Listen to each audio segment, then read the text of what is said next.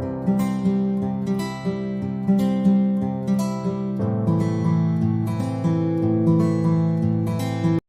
everybody, welcome back to my channel. Thank you so much for all the support you've been giving me. In today's video, I've done a painting on wine bottle, okay, and I've used acrylic color and the base is bottle. And what you have to do before painting is, if it is a peelable sticker, you can very easily peel it off.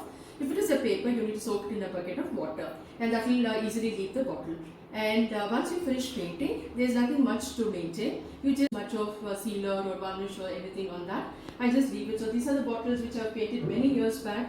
There's another bottle there. They're all intact. It is all acrylic color. I've not done anything. If there is dust, you can dust it off, or you can even how you need to paint on a bottle. You must be seeing that in this video. You will get to see that I've done a very simple rose painting here, and it is a used stroke. I'm using a rosebud and slightly opened rose as well. So I've done the first layer of the rosebud. I go to another place and I paint it again. So you can randomly place your design and you come back for the second layer. So the first layer need to be dry. So you can have multiple layers on this bottle.